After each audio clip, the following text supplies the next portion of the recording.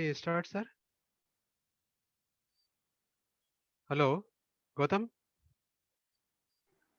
Sir Yeah, sir you Gautam, want ಕೇಳಿಸ್ತಾ ಇದೆಯಾ? Sir ಕೇಳಿಸ್ತಾ ಇದೆ ಸರ್ ಕೇಳಿಸ್ತಾ ಇದೆ. Yes, sir. Good afternoon, everyone. Uh, uh, we suppose there are sufficient people from district surgeons and the treating physicians, and also from the taluka level physicians and medical officers, and there are doctors from private hospitals also. They will be joining. We will start today with the guidelines for management of COVID-19 point of care approach. Before that, I want to tell one, two, three important points. There are guidelines issued for this HRCT, chest X-ray, chest CT, and X-ray also. Those have been revised and sent to all the government and private institutions. In private, the CT scan per BPL card will be 1,500 rupees. It should be charged, and for APL card, it is 2,500. And X-ray, digital X-ray should be 250 rupees. That is one thing. And the other thing is mandatory display of bed availability in different categories for privately admitted patients in private hospitals and government referred patients in private hospitals and also in government hospitals. That is compulsory. And also there should be a help desk in every hospital. All the hospitals should have a help desk for COVID, and also display of minimum drugs. I mean, the needed drugs availability for COVID, treating COVID-19. That should be displayed in each and every hospital. And these two guidelines have already issued last week. These are very compulsory in all the government and private healthcare institutions in Karnataka. That's what I wanted to remind you once again. From my side, it's sir, Shashibhushan sir, you can start now.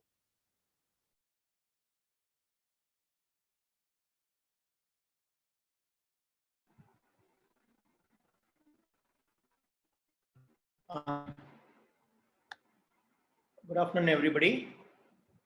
Can you hear me? Yes, sir. Yeah, Yes, sir, it is okay, clear. fine, okay. Today I'll be talking on the guidelines for the management of COVID-19 point of care. What is point of care and our version 4 from the state.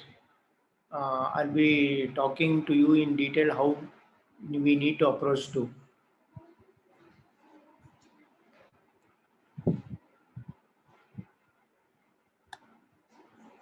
Okay. Basically, our aim is to see that to make this pandemic as an epidemic first and then reduce it to an endemic status so that the infection is no more a matter of worry and can be easily dealt with. So we should start trying to live with the virus rather than just evading it. As per the new guidelines, what is the point of care? What I'm trying to tell you about the point of care is we have categorized our patients into A, B, C, D, E, F. Earlier in the previous guidelines, it was mild, moderate, severe. So we have modified little, and point of care is where the patient basically should be allocated, where he should be kept is the point of care. Uh, A and B are patients to be kept at home isolation. What are these A and B? A are patient may be asymptomatic but COVID positive patients. So these patients can be kept at home isolation. And the other next thing is patients who are mild symptomatic. They can have anosmia, fever, dry cough, myalgia, diarrhea, loss of taste and smell. This is what we are seeing. Most of the patients complain to us about loss of taste and smell. So dry cough and fever is what again the predominant symptom in the second wave. So these three things what we are seeing very commonly, and these patients are to be kept at home isolation. So patient under category C,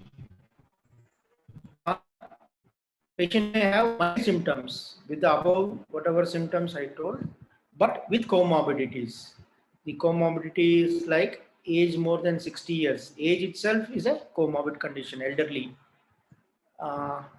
And obese. Obese is the, what we have noticed in the previous year is, obesity is one of the uh, patient with COVID with obese is, there is a lot of mortality what we have noticed in obese individuals. So that is the reason obesity has been kept as the second in the list here.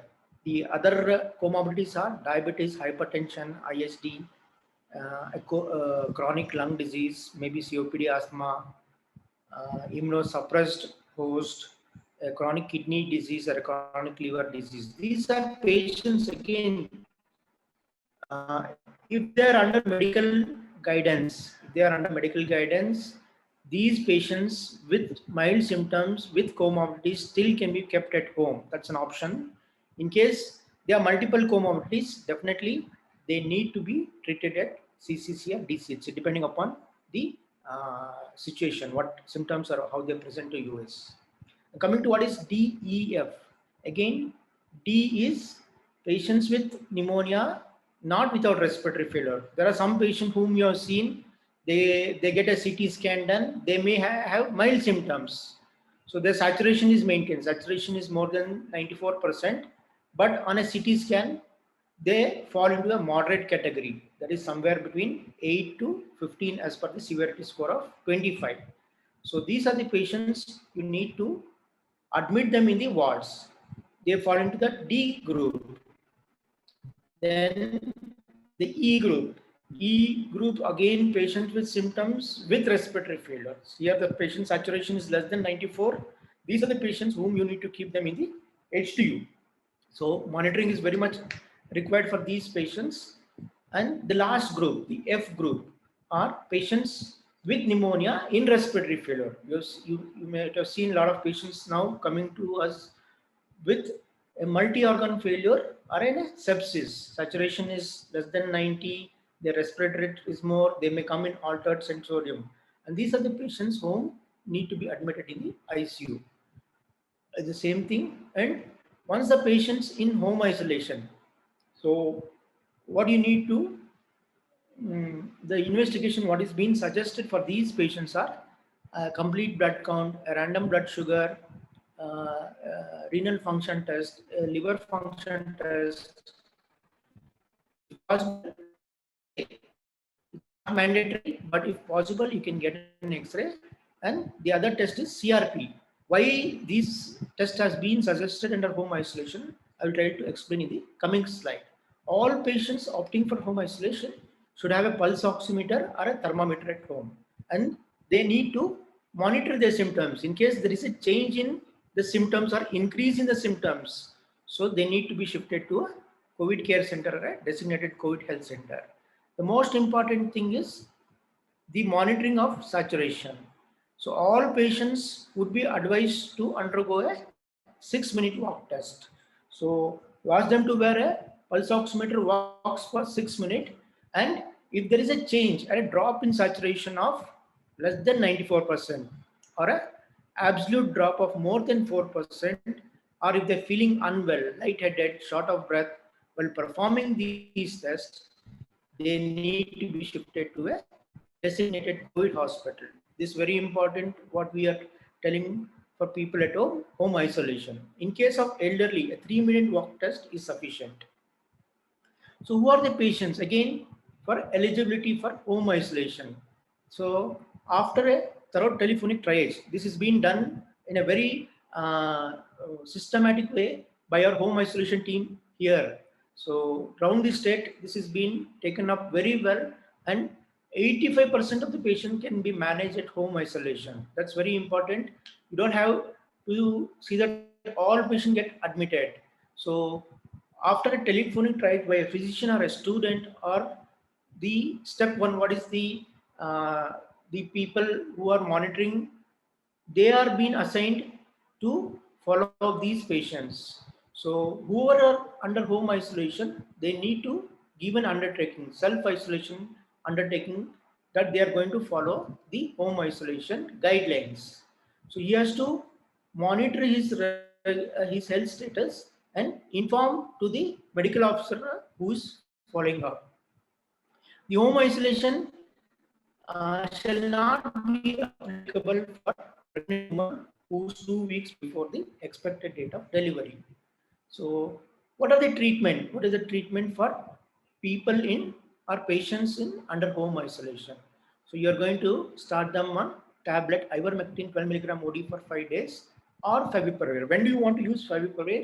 Again, not at the initial time. Sometimes the patient complains of fever. So there is an opportunity to, and availability is an issue. If it is freely available, you can start this favipiravir 1800 milligram, or it is cannot give both.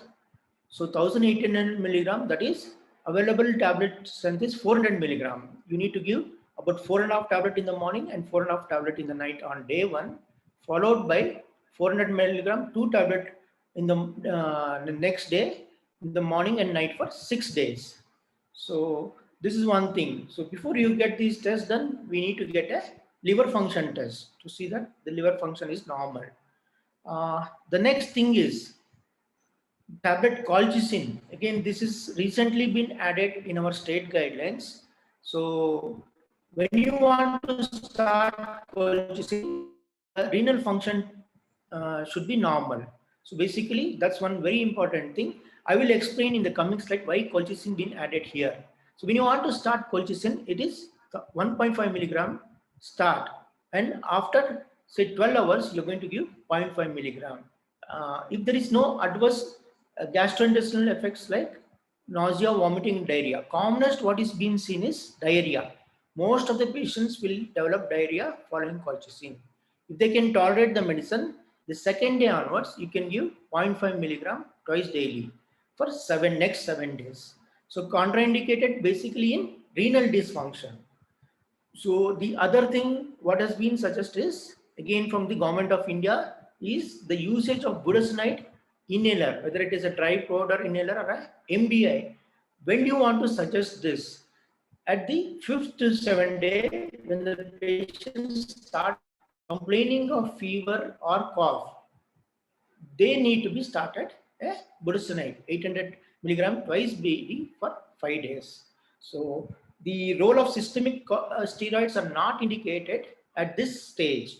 So if the patient, after giving all these medication, if patient still continues to have symptoms, you need to, initially I told you a CRP to be done.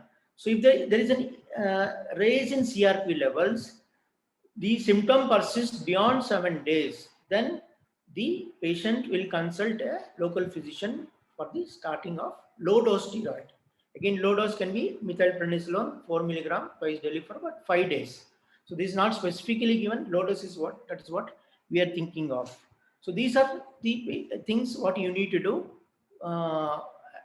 the at home isolation. Other symptomatic are vitamin C 500 milligram thrice daily for 7 days.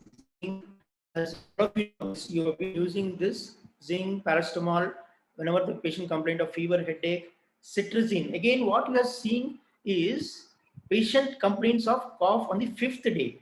So the antihistamine, the usage of antihistamine, because there is a mast cells getting stimulated and releasing histamine-like reaction happens on the 5th day. So if you can use an antihistamine, you can prevent them from going to the next stage. So cetirizine is where, or any antihistamine will be helpful. So pantoprazole, as all of you know, can be used. At home isolation, what are the things they need to monitor? They need to monitor their symptoms and body temperature. They should have adequate hydration, monitoring oxygen saturation, pulse through a pulse oximeter. If they're hypertensive, you need to check their BP and perform a 6-minute walk test. So I've told you about the same thing. If they have a separate well-ventilated room, they can stay at home and should be away from the person in isolation. Coming to COVID care centers, the A and B group. Sometimes some patients don't have facilities at home. So these are the patients whom you can shift them to a COVID care center. So here again, the investigations are same thing what we are told in the home isolation. So there is no different. We are getting a RFT, LFT along with the test mentioned here. So what has been suggested is at least 50%. 50% is not possible uh, of beds to have facilities for oxygen, because we are going to strengthen our COVID care centers. So at least 10 to 15% of the patients, 10 to 15% of COVID care centers will have a facility for oxygen. So that is what is, we want to see that most of the patients are treated at COVID care center before they are being shifted to a designated COVID health center. The treatment again here is the same. There is no change in the treatment. Now coming to in small, I would like to tell you what happens when the virus gets into the body. So once the SARS-CoV virus gets inside the body, the macrophages and the myeloid cells get stimulated. So once they get stimulated, there's something called a inflammasome formation. That is not like receptor protein. It consists of a caspase-1. There are three components here. Caspase-1 is cysteine-dependent aspartate-directed protein, and the not like receptor protein 3 and apoptosis associated spec-like protein adapter. These are three important things. Once the virus gets into the form, these are the thing that is nothing but the inflammasome.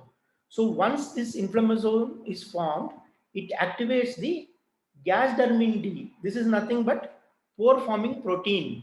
So what it does is, there are multiple pores in the cell membrane. It causes, this forms multiple pores leading to increased neutrophil addition. So these increased neutrophil addition can infiltrate into the tissues like lung and heart. So along with these, there is a possibility of degranulation. The neutrophil tries to, there is release of neutrophil elastase leading to accumulation of neutrophil, and the chemoattractants come into activation, and there is a stimulation in the simultaneously the it activates the inactive form of interleukins. So there is a process of leading to recruitment of neutrophils. They form addition and release the granules from the neutrophils, leading to neutrophil elastase protease. That basically what that does is, it inhibits the tissue factor pathway and activation of the coagulation by the extracellular neutrophil. These again lead to increased thrombin generation, increased platelet activation, and platelet and leukocyte activation is formed, leading to inflammothrombosis. Why I'm telling this, I'm explaining about the pathology here is, we have recently included the colchicine. So how colchicine helps is, at the initial days, say patient comes to you at the fifth day of symptoms, continues to have symptoms after you have started him on ivermectin. If you start colchicine here, colchicine basically inhibits the activation of inflammasome. So once it's inhibited, there is no further action of all these things what have been mentioned. You're targeting at the initial level, so that you're preventing into formation of prevention of inflammothrombosis. So by this, the basis of starting colchicine has been told here. I explained to you in detail about the colchicine. Then again, you need to monitor all what I told you. If there is any change in the saturation, basically patient become breathlessness, you need to shift it to designated COVID center. When you can discharge a patient from home isolation, basically there should be no fever for 3 consecutive days, and you should maintain an oxygen saturation about 94%, and 10 days is after 10 days of the symptom onset is what is being suggested. This again is the new guidelines. Earlier we had 17 days, now it is 10 days is sufficient from the date of symptoms. So he is fit to get released from home, and there is no need for any COVID-19 RT-PCR test or any test from the period of home isolation. So coming to next is the designated COVID health center, that is DCHC. Who are the patients? As I told you in the initial slide, who are the patients whom you are going to admit the patient? Sometimes patients with comorbidities. Again, there is a two options here. These patients with comorbidities also can stay at home under medical supervision. If they have a doctor who can supervise at home, maybe mild symptoms, still, in case they cannot be managed, they should be uh, admitted to a DCHC. So what are the investigations you're asking once a patient at DCHC? So as routine as you have seen, the extra what you are noticing here is the HRCT and the D-dimer. So that's one thing. If it is available, if there is HRCT facility available, you can get this test done. The blood test to be repeated after 72 hours. The two, if there is a baseline abnormality. So again, the treatment here is same up to certain level. The new thing what has been told here is we are asking a D-dimer here. So if there is a rise in D-dimer, you can suggest for low molecular weight heparin or a heparin for about 7 days. So that's only when the patients, especially elderly, they are prone for thrombosis type of reaction. So the keeping them into consideration, the low molecular weight heparin has been started. As I told you here again, sometimes what happens, the patient suddenly can desaturate at this stage. So at the DCHC, so this is a little tricky. You need to monitor here. So there are possibility of patient desaturating. That is where when you need to start them on dexamethasone, that is steroid, either dexamethasone or methylprednisolone. Dexamethasone given 6 milligram OD for 10 days here. So at DCHC it is OD. So just try to remember this. It is once a day here, and these patients also can be started with remdesivir depending because of the desaturation. Otherwise, if their saturation is maintaining normal, you can give dexamethasone, can give low molecular weight heparin, and these two will not come into the picture. The usage of dexamethasone when saturation is normal is not advised, or remdesivir is not advised. So same, you need to control the comorbid conditions. This is very important. What I'm trying to tell you is regarding the usage of remdesivir. So we need to use the remdesivir judiciously. We've been telling it is being used for all patients. Whoever is COVID positive have been given remdesivir.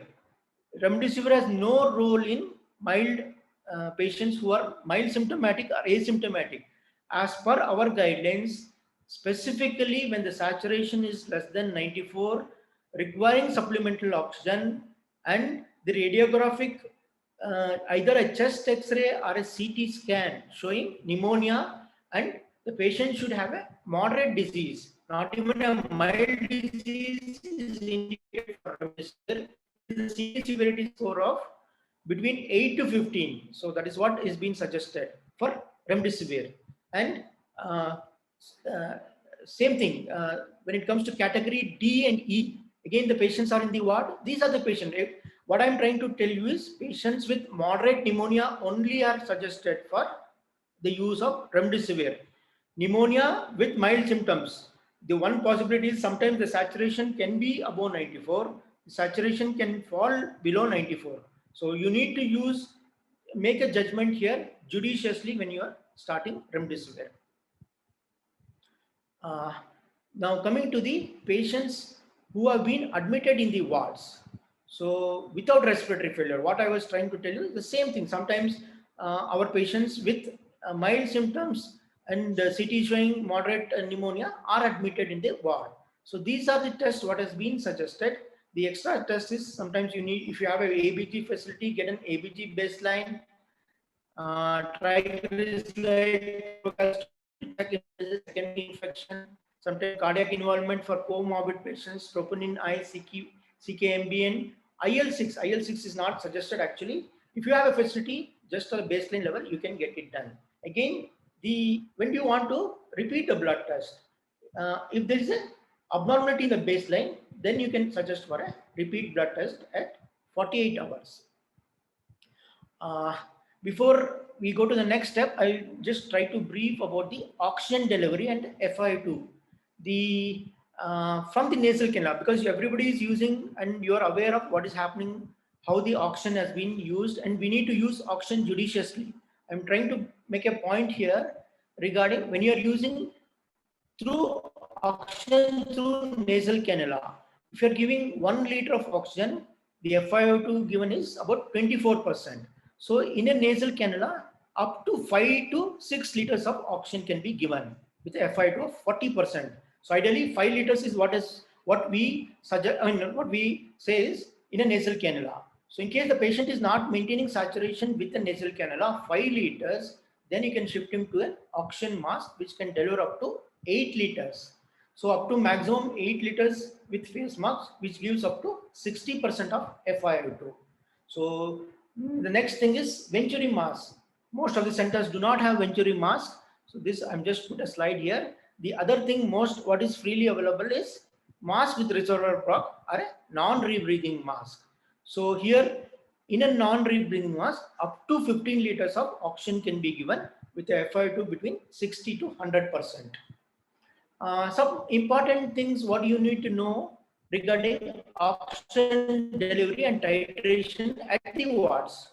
So titrate oxygen up and down depending on regarding what is the target oxygen saturation he requires. So this flow chart what has been mentioned in a stepwise, I've told you explaining to you regarding how you need to adjust the oxygen saturation. So whenever you are trying to make any adjustment, allow at least 5 minutes at each dose before you change the increase or decrease the oxygen saturation. Once the patient has an adequate and stable saturation on a minimal oxygen, consider for discontinuation. What I told you in the right side of the slide is when you start oxygen with the nasal cannula about 2 liters, so slowly wait for 5-10 minutes. Then if it is not maintaining, increase to 4 liters, then 6 liters.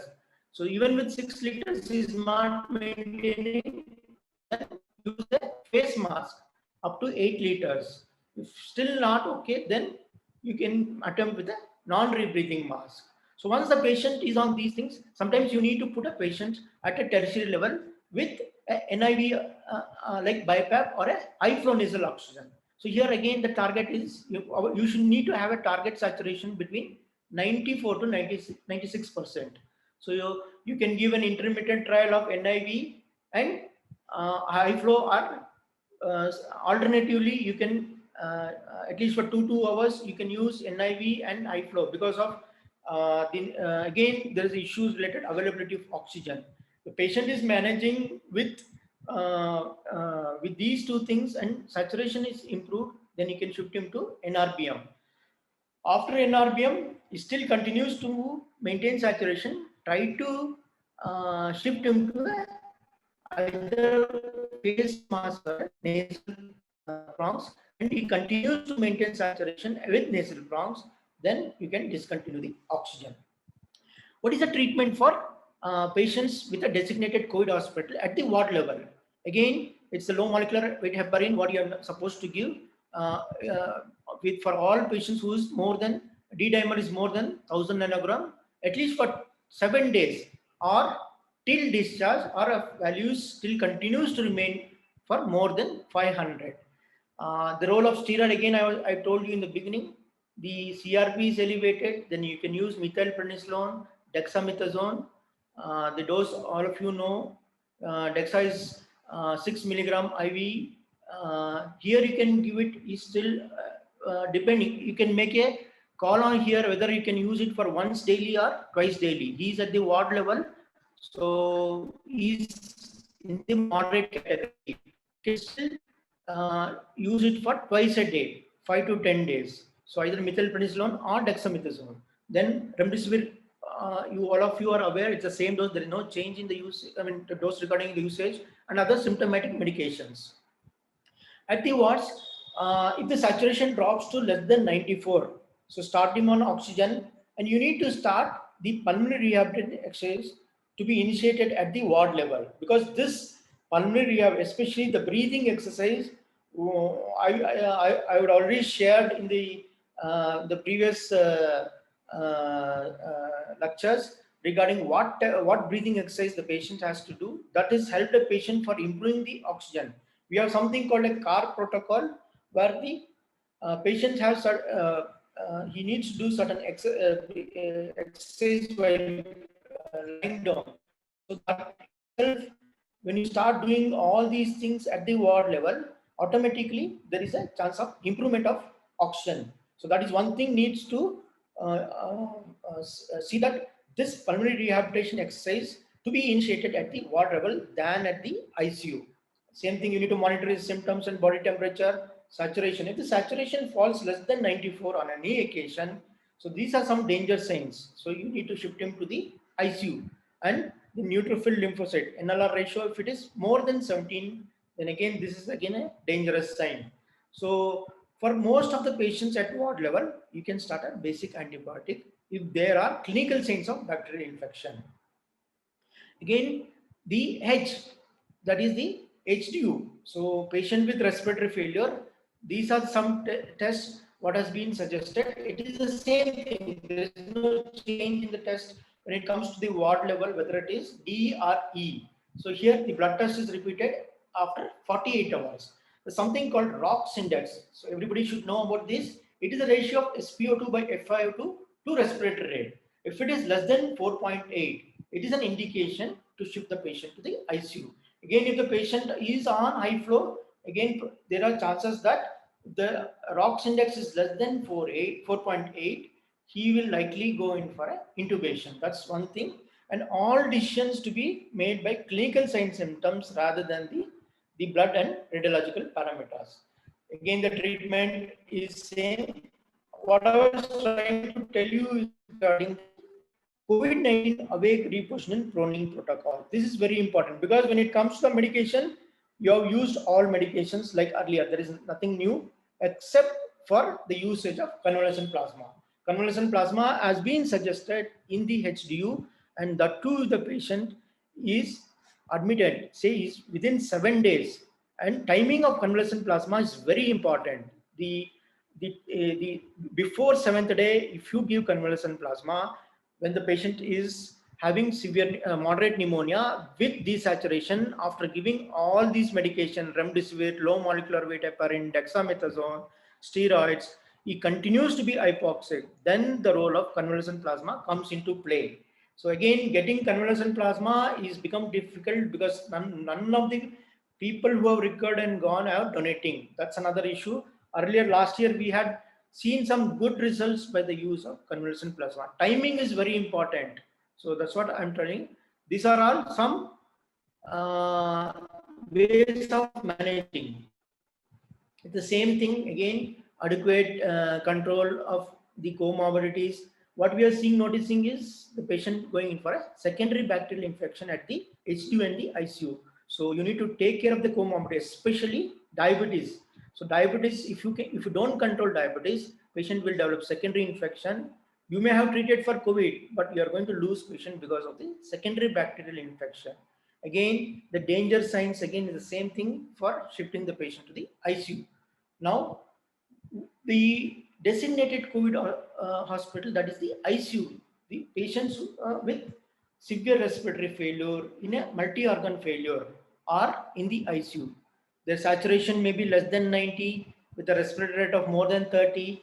They may be in altered mental status. The extra test what you are getting in the ICU among with what has been suggested is the blood culture. What we are seeing here in the ICU is the patients have developing secondary infection, especially diabetics who are on steroid. Definitely after 3 to 5 days in the ICU will start developing secondary infection. Treating secondary infection is a very difficult task. So you need to monitor sugar simultaneously, try to give steroid. So you need to balance in such a way that the patient does not have secondary infection. So again, the decision making is based on the clinical signs and symptoms. Here, blood test as and when indicator, you can get a blood test done. The management here is same. Here, what the additional point what is being considered here is the usage of injection tocilizumab. So again, it's a double-edged use of tocilizumab or itolizumab. These are anti-IL-6. The initiation of this is a double-edged. You don't know the patient can get better or deteriorate. So again, the timing is very important. The usage of these two is indicated when the patient is hypoxic in spite of high respirator. Patient may be on a ventilator or a NIV or high flow. So that is where the possibilities, hypoxic damage has already occurred. You give a trial of usage of tocilizumab. Same thing again. So investigations. One more thing what I want to stress here is the cardiac monitoring and MR scanning for myocarditis. Again, we are losing a lot of patients with myocarditis. So if there is a facility for MR scanning, MRI of the heart, you can detect myocarditis. So you can know, possibly can intervene and prevent further damage and further death. So that's one thing what we have noticed. So I'm just highlighting on that. So this is the next what I'm going to talk about what I see here is regarding the ventilation in patient with ARDS. There are two types. What I would like to say here is when you ventilate a patient on a before you put them on a ventilator or put them on high flow nasal oxygen or a BiPAP, you need to know what type of patients you're dealing with. So there's something called as L type and H type. L type is low elastance type. So here the lung compliance is near normal. So these are the patients. How do you say it is L type? Basically, in simple terms, when you get a HRCT done, so you would have, by the time the patient comes to you, HRCT would have been done. So HRCT, you can say that the patient is having ground glass appearance. So these are patients, that is, this is in the initial ground glass appearance with respiratory failure. So these are patients are called as L type. So what you have to do is they can be managed on a non-invasive mode of ventilation, that is a BiPAP or a high flow nasal oxygen. In case they go on a ventilator, you can put him on assist control mode of ventilation. And the tidal volume what has been suggested is between 8 to 10 ml per kg and a PEEP of less than 10 centimeter with regular BP monitoring. The aim here is when the patient is on BiPAP, so the FiO2 what is being suggested is 60 to 70% and keep a saturation above 85%. So this is very important. What we have noticed here is they keep a FiO2 of 100%, 90% to maintain a saturation of say 98, 95. This is not required. If with FiO2 of 60 to 70%, saturation above 85% is more than enough. So here in this patients, your prone ventilation is not indicated. So you can put him on a semi-recumbent position, what I showed you in the right side of the slide. This how, so this is a way of dealing a patient with L type. Slowly, whenever you try to monitor or wean him slowly, you can reduce, watch for the mucosal edema. If required, hydrocortisone can be given. Again, I'm stressing here, the clinical signs and symptoms are important rather than the blood and radiological picture. Coming to H type, this is high elastance. So patients who are on a, these are patients, the H type of patients, I'll tell you what these are. H type of patients are patients with pneumonia. You can say an HRCT showing pneumonia, high elastance. So with a low lung compliance, that's what you should know. It's very simple. If you know this L and H type of very simple by HRCT, by seeing the X-ray or HRCT, you can know how to deal these patients. So these are the H type of patients are mostly on a ventilator. You can see that they go on a ventilator, and the to begin with the ventilator setting, you can initiate a tidal volume of 6 ml per kg body weight. For a 60 kg person, it will be around 360 ml. And here, what you have to do here is PEEP. Regarding the PEEP, earlier we were talking less than 10 PEEP. Here you can set a higher PEEP value than the normal. So you titrate and set an initial respiratory to around 20 BPM. Titrate so as to approximate baseline ventilation. Check for the P plateau every 4 hours, and after each change in P or a tidal volume, the plateau pressure to be measured on a by inspiratory pause on the ventilator. These are available on the ventilators. So our goal is to see that the plateau pressure is less than 30 centimeter, and if the plateau pressure is above 30 centimeter, decrease the tidal volume by 1 ml per kg. So minimum of 4 ml per kg has to be decreased. Again, when you get an ABG done, what you're supposed to look at the ABG is the pH should be around 7.2. You should see that it does not go below 7.2. If he goes below 7.2, then there is the prognosis becomes grave.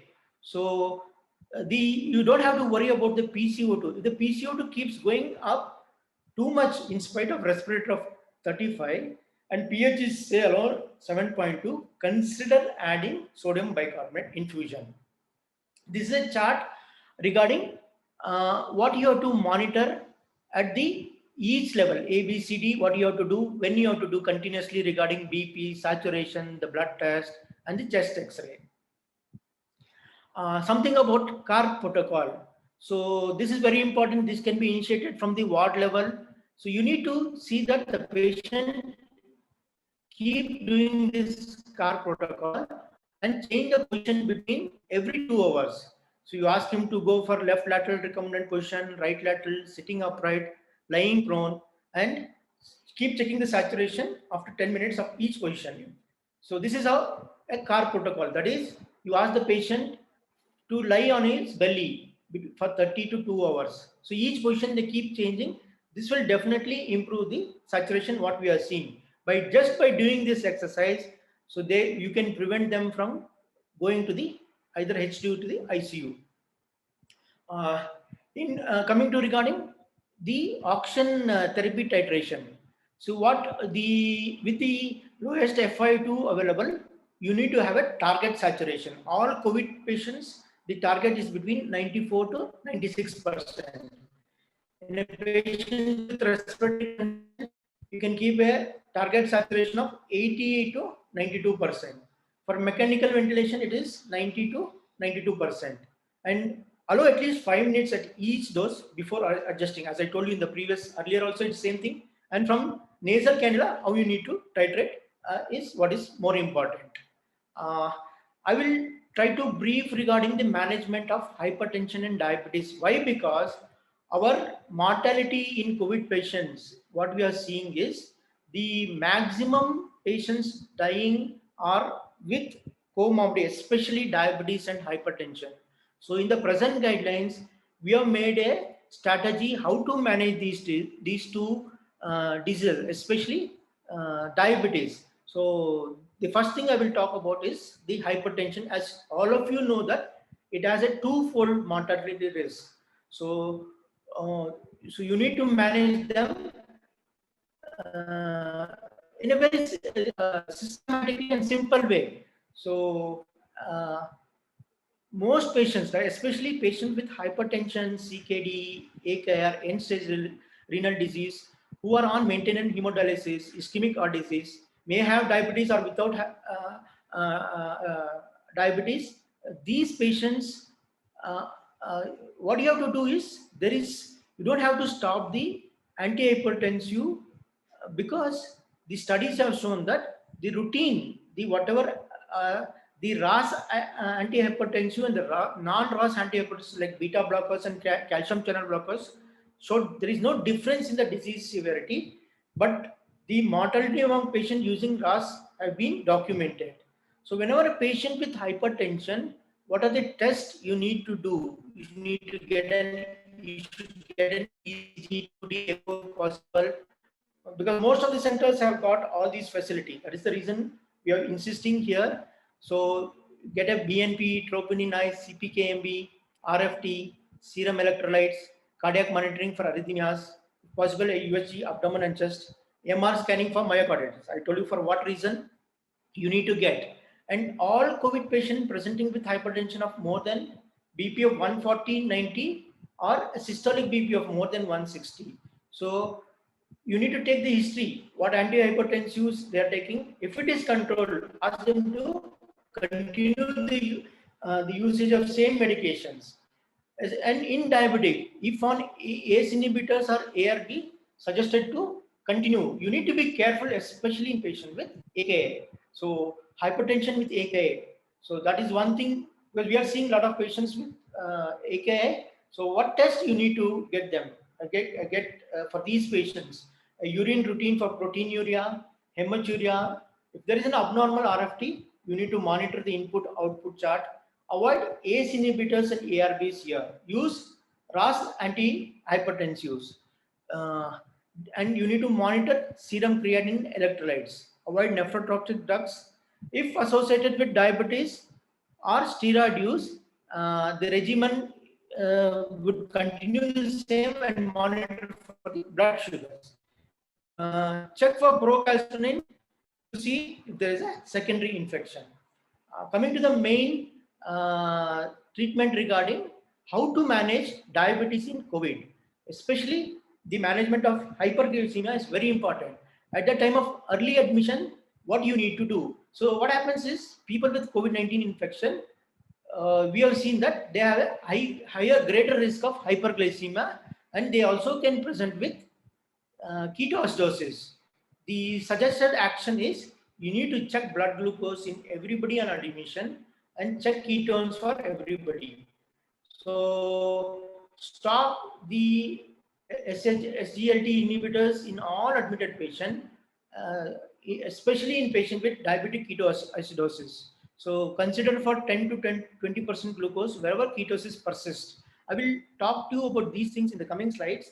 Then the severe illness on admission, what you're supposed to do. After restoring the circulating volume, the rate of fluid replacement should be done to, if there is a lung leak or myocarditis. So wherever possible, if you have a diabetic specialist, try to consult them. All inpatient specialists, the suggested is maintain a subcutaneous regimen to manage hyperglycemia to prevent them from going into diabetic ketoacidosis. And patients in ICU, they are not under control, then the IV insulin protocol need to be adhered. I will tell you in details in the next slide. So coming to people with our patient with history, no history of diabetes and no stress hyperglycemia. So two things what I would like to say here is how many tests of blood sugar you want to do and what is the intervention. That is, do you want to give insulin at what duration? That's two things very important you should know. Here, well, when there is no past history of diabetes, patient with COVID has stress hyperglycemia. The frequency of blood test to be done is at least 2 tests per day. That is before fasting, before and 2 hours after meals. The target blood sugar is pre-meal is 80 to 120, post-meal is 140 to 180. Even if the initial blood glucose are normal, you need to repeat frequent monitoring of the blood sugar because they are on steroids. So that's the most important thing. Sometimes what happens, the blood sugar tests not checked, blood sugars are not checked. So after 2 days, if you try to check, their blood sugars will not be controlled. There will be a secondary bacterial infection. So that's one thing you should know. The second thing is people with no past history of diabetes and stress hyper diagnosed in the hospital. So here the frequency of tests done is 4 to 6 tests per day. Again, the target of blood glucose is same for all these patients. And what you are supposed to do, if they are on oral gliptins, that is like vildagliptin and sitagliptin, you need to include. If they are not on these medication, you need to include them on gliptins. That's very important. And also metformin. Metformin can also be added to these patients. So regarding insulin injection needs to be entered in the diabetes monitoring chart. So the most next important is when you come to give a insulin of a sliding scale. So how to calculate the insulin? You need to know the total daily dose given on a previous day. TTD is the total daily dose from the previous 24 hours. How much insulin was required to him. On that basis, the scaling has been made as low, mid and high. Low is less than 40, mid is between 41 to 80, high is more than 80, insulin units is what is being suggested. So again, the target here is whenever he falls into less than 40, his blood sugar is between 150 to 200, and you can give 2 units. So that is how the low. So this is a very phased manner. So there is a rise of each 2 units for there is no the blood sugars are not seen that you bring it to 140 180 at one go. It's a stage manner. Slowly over a period of time the blood sugars are brought under control. It is not that you give 10 units and see that it comes down. So every on a phase 2 units have been increased, and the high TTD are patients who's more than 300. You are giving 16 units here. So you need to upgrade and downgrade on a sliding scale. Third thing is people with past history of diabetes who are on oral medications. They may be getting insulin or they may not get insulin. So depending upon that, the frequency of test being suggested is 4 to 6 tests per day. So the target is same, the blood sugar target. Here again, what you are doing is continue gliptins. Everywhere we are trying to see that they continue gliptins along with the sliding scale. Sometimes even after sliding scale, the blood sugar don't get control. So your the next option would be addition of a basal, that is Basilog, Glargine, that is at the bedtime. So you need to give Glargine or a Basilog induction, what is commonly you know at bedtime. Say start with 4 units along with the sliding scale. And the next, the patients who are sick or in ICU with diabetes, who is having severe hyperglycemia, maybe having DKA, who are having uncontrolled diabetes. Again, the most important here, what you are trying to tell is the frequency of 7 tests per day is being suggested here. Continue with all other medications and the usage of basal charging, that is Basilog, about 4 units. So when you start doing number of tests, say 7 tests, you will know what is the blood sugar patient will have, and accordingly sliding scale has been suggested. So when do you want to use intravenous insulin? So indication is when the patient is in diabetic ketoacidosis, uncontrolled hyperglycemia, if his blood sugar is more than 300, patient is in critically ill in sepsis and ketone status positive even after starting insulin. These are the patients whom we suggest for intravenous insulin use. So the initiation of insulin is, it is given at a dose of 0.05 to 0.01 units per kg of body weight. Infusion, how it is prepared is, you take 50 units of regular units in insulin in 50 ml normal saline and 1 unit per ml. So you have to go very slow when you start giving IV insulin. The frequency of blood glucose monitoring is from 1 to 22 hourly. That is, it can be 4th hourly, every 2 hours if you get it done. And here the main important thing is glycemic targets. It's again 180 is what is the glycemic target. In case we are giving steroids here, you can get relax up to 200 to 220, and target is what about 180 milligram. So you need to monitor the sugars on a regular basis. All these patients are on steroids. So what you have to do? So in case even after giving steroids, all of you know that there is definitely rise in blood glucose. So you need to, for these patients, one suggestion is split the total daily IV or oral steroid into 2 doses. That is, one first before breakfast and second before dinner. This will help to achieve a flatter and stable blood glucose level. It's very important. You can shift, say 40 milligram you are giving or a 6 milligram you are giving. You can give it before the breakfast and before dinner in night. Thank you. Any questions? I will take.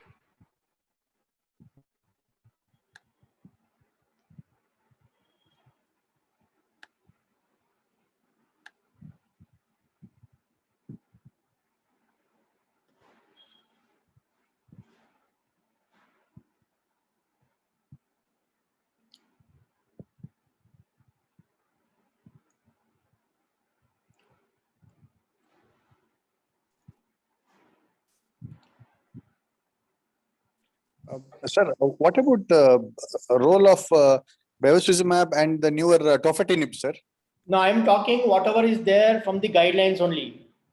From the state guidelines, what has been given only from the guidelines point of view, I'm talking. There are so many things apart from the guidelines. So we are not talking anything about those things. In the private setup, everybody is using so many other things, but it is not there in the guidelines. There is no clear-cut evidence for that. So we are not putting it here in the guidelines.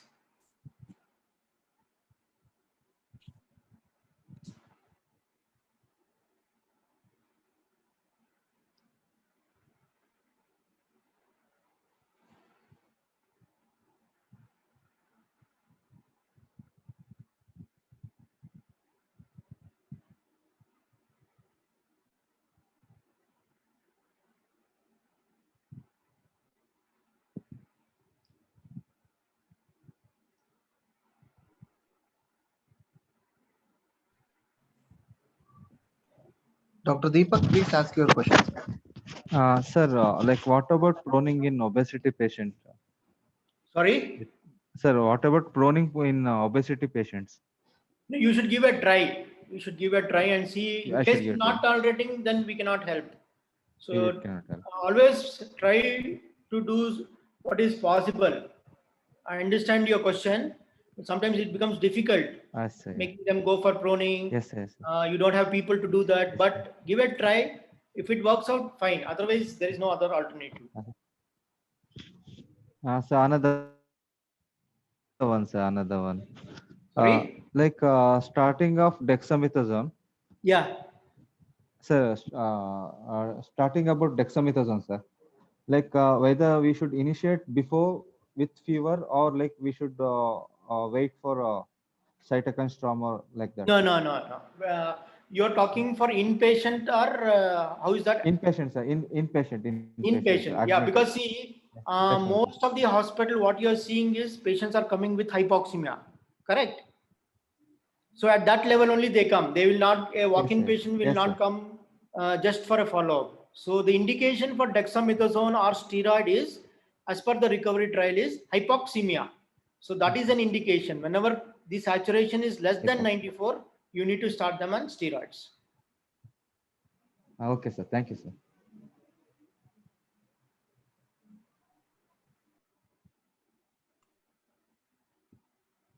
Srinivas, sir, please unmute and ask question, sir.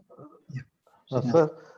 Sir, we have been given Prime Minister's through Prime Minister Fund, that is CV200 machines, and there are two options in that for NIV. One is CPAP with PSV, and the other one is BiPAP. So some are preferring BiPAP, some are using CPAP. Which one is better? No, ideally at this situation, what we've been suggested is BiPAP.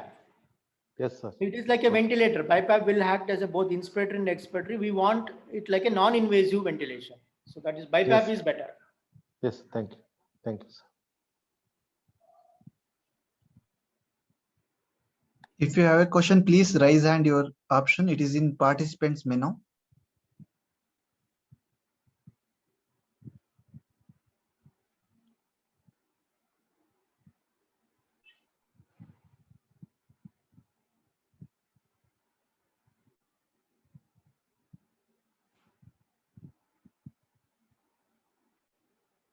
Yes, Dr. Vikram, sir, please unmute, sir. Please ask your question, sir.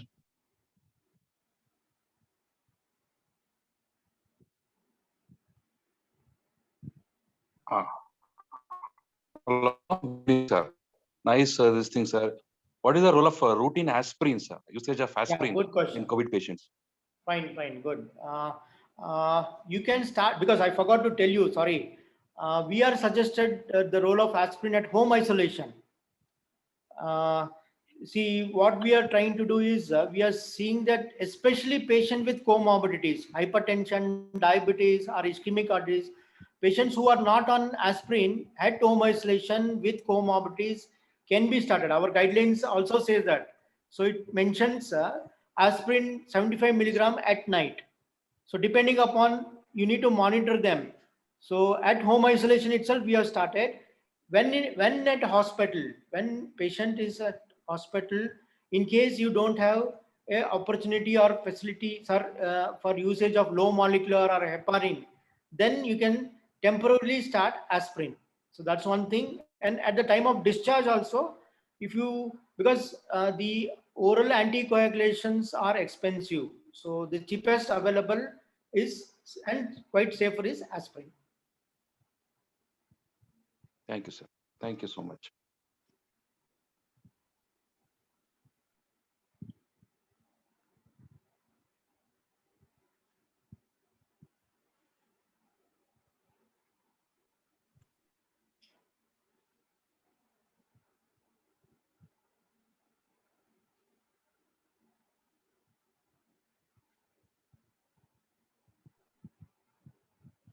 Any more questions?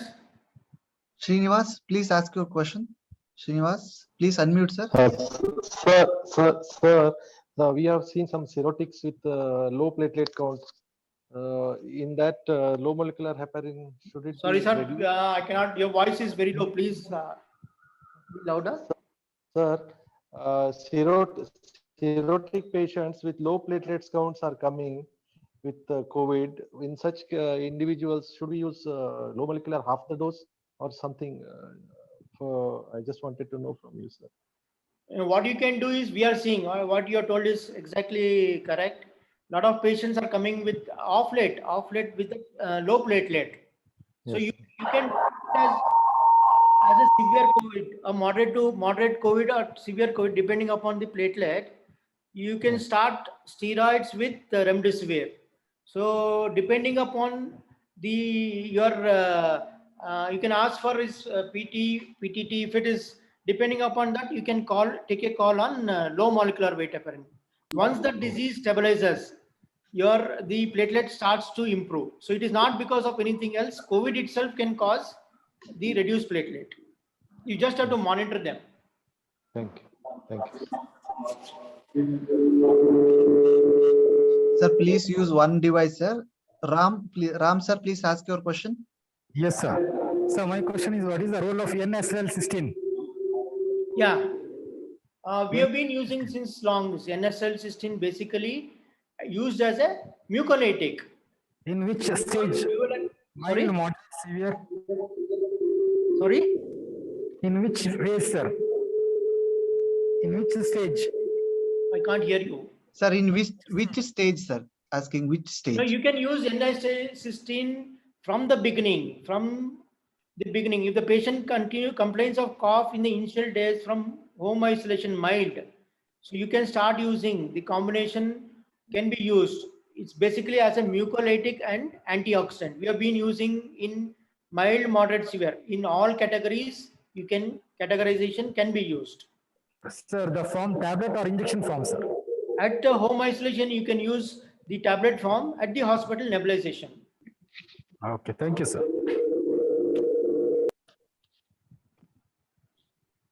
Dr. Hemaraju, sir, please ask your question, sir. Role of ascorbic acid. Injection vitamin C, ascorbic acid. It's been given, no?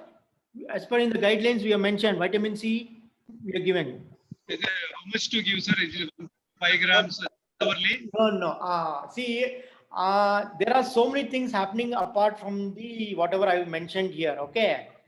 And this protocol is from our state. We have an expert committee which has been approved from the expert committee. On that basis, this protocol is what has been told to you. There are so many things happening apart from the protocol. So I would like to not make any comment on those things. There are, like somebody else have asked about bevacizumab. Now you're asking about injection ascorbic. These are not in our guidelines. What we are trying to talk to you is whatever little evidence available. On that basis, this guidelines has been done. Pyroxicam, sir? Sorry? Pyroxicam. That's what I'm telling you, no? Same thing. Okay, sir. Thank you.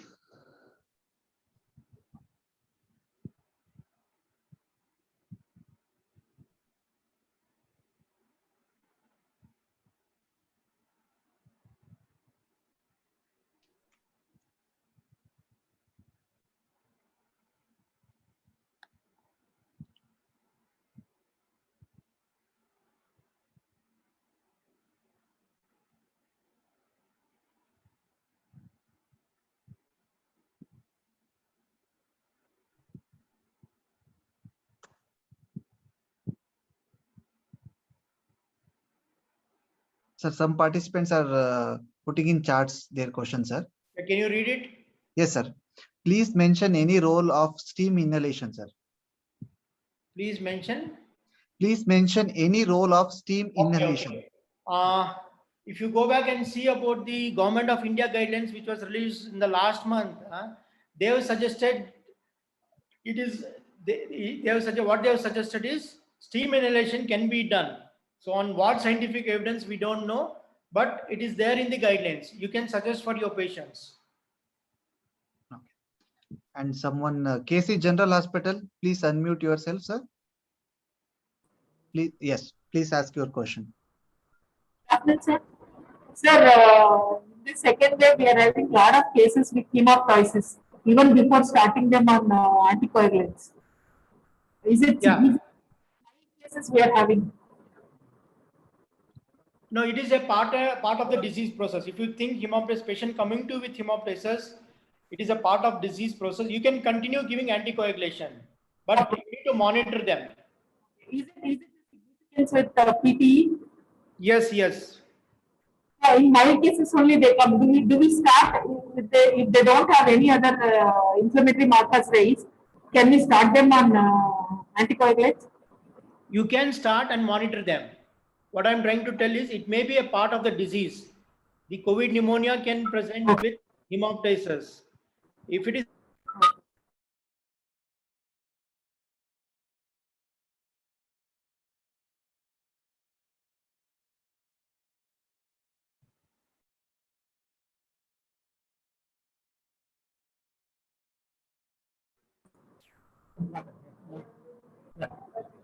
Hello, sir. Can you hear, sir? Hello, sir. Yeah. Sir, I cannot hear you, sir.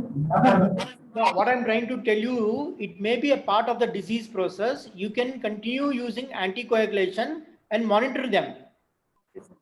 A patient who is home isolated having hemoptysis, so we have to admit them. Yes, yes, definitely you need to admit them. Somebody said, Dr. Indumati asking, like, what is the dose of aspirin? 75 milligram. Okay, sir. It can be 75 milligram in the night. Sir. Okay, and Dr. Nikhil KMC, that when do we suggest continuation of oral anticoagulants after discharge? Which At the time of anticoagulant? discharge. Yeah, yes. At which anticoagulant and how long? He's asking, sir. It can be either dabigatran or rivaroxaban. It can be given up to 4 weeks. So you need to monitor the D-dimer values. Comorbid condition, minimum of 4 weeks is what is being suggested. Sir, some CV Ramnagar hospital has not treating hypoxemia patient with comorbidity with insulin. Neither at Martha's hospital. Such reputed hospital doctors are still not following guidelines. Why they like that mentioned, sir? Dr. Sharif, to answer this. Sir, I think we completed all the questions, sir. If you have any questions, please ask. You can unmute yourself and ask. Hello, this is Dr. Ramesh from DSO, Chikbalapur. I want to one question for the Sharif. Sharif is there, then you can answer. Well, home isolation in need for any antibiotics or not need not to give antibiotics? Not required, sir. Not required. Home isolation. The treatment protocol is what has been suggested is ivermectin only. Yes. Earlier, doxycycline was there, which has not been there in the present guidelines. Yes. You can make a call depending upon the situation, clinical presentation of the patient. You can take a call. In case the patient is having sore throat, you can suggest antibiotic. Okay. Okay. Okay. Thank you. Thank you. Hello. Hello. Yes, madam. Yes. Sir, in case of intracerebral aneurysm, so which would we start anticoagulant, sir? No, again, you need to, what we are trying to do is we are here, ours is a tertiary care center. Most of our neurologists will try to give a suggestion. I would actually, I really do not know about this.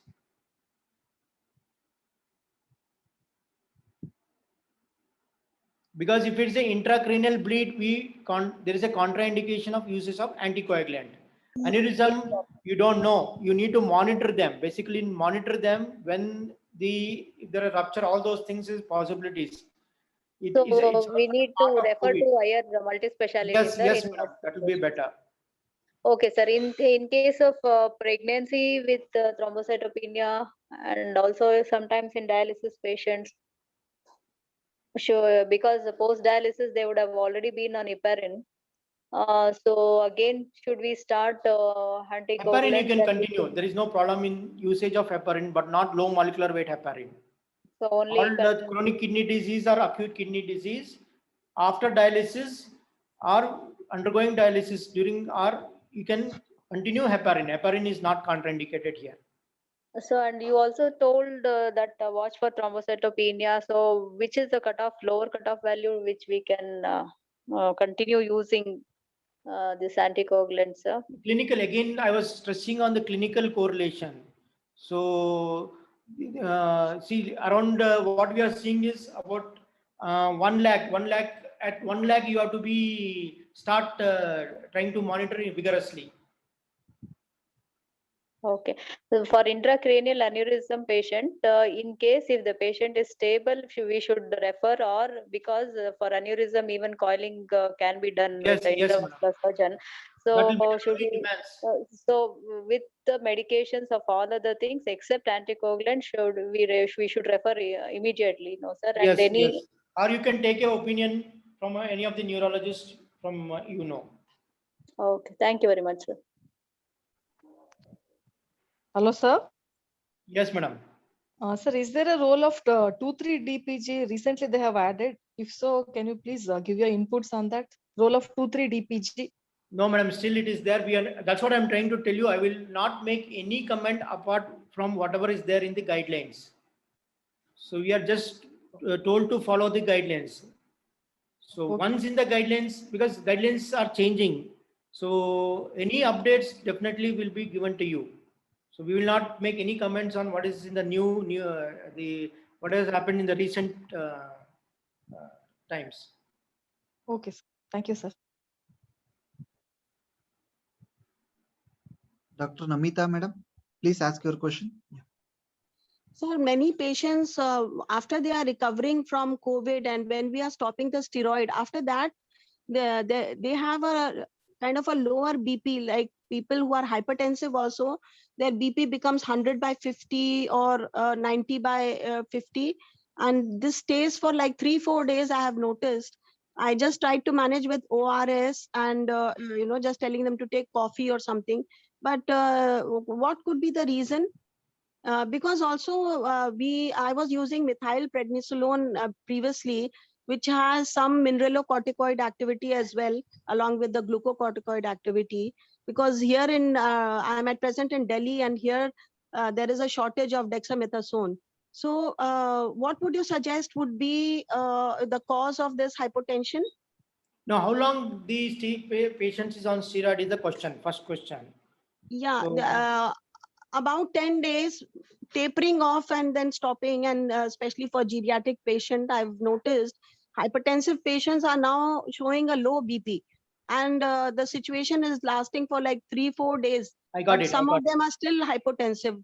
No, 10 days is not going to cause any problem. So as per the guidelines, we are suggesting for 10 days, and tapering is also not being suggested here. I don't think so. It is all related to the steroid.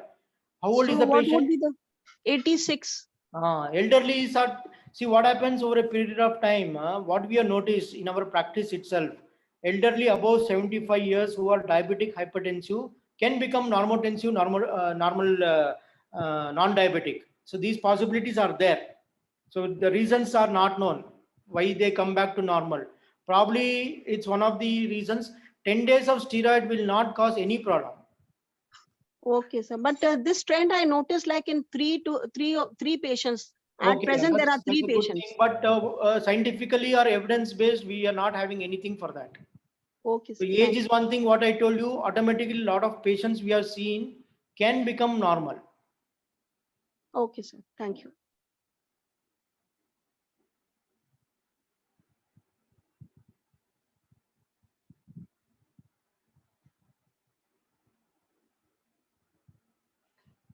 So if there are no more questions, Gautam, we will close. Yes, sir. Yes, sir. We will close, sir.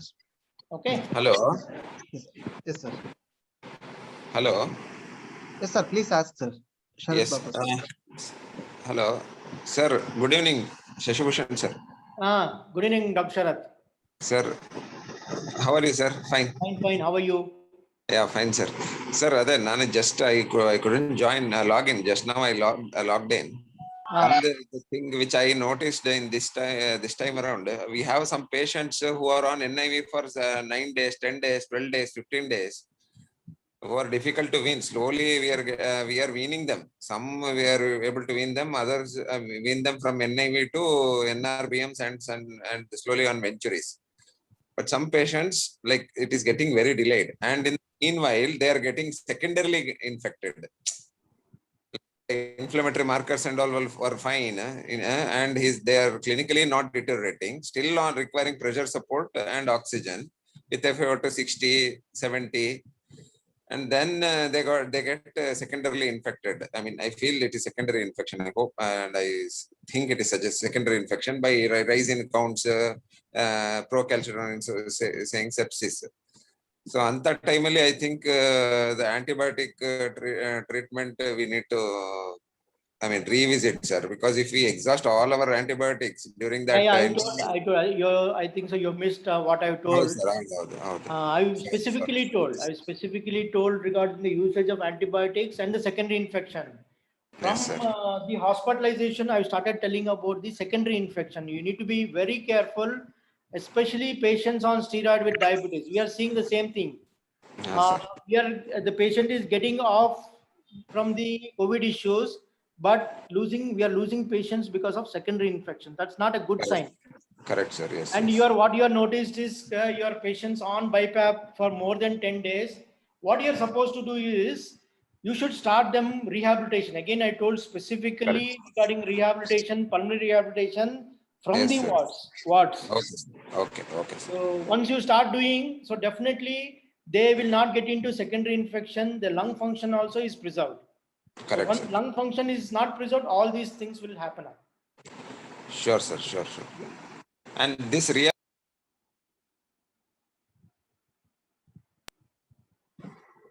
Hello. Yeah, go ahead. For regarding rehabilitation, we have the old, the previous one, which has been yes. There is no revisit to the rehabilitation. Correct. Only the guidelines and the treatment. That is point of care. Correct. So I can share you that pulmonary rehabilitation is same like what was done last year. There is no fresh guidelines on that. That's the reason we are insisting on asking everybody to follow pulmonary rehabilitation. Rehabilitation, yes, sir. Sure. Thank you, sir. Thank you. Okay. Sorry, I was late. So no more questions, then Gautam will close. Yes, sir. We will close. Thank you all for joining this session. Thank you so much.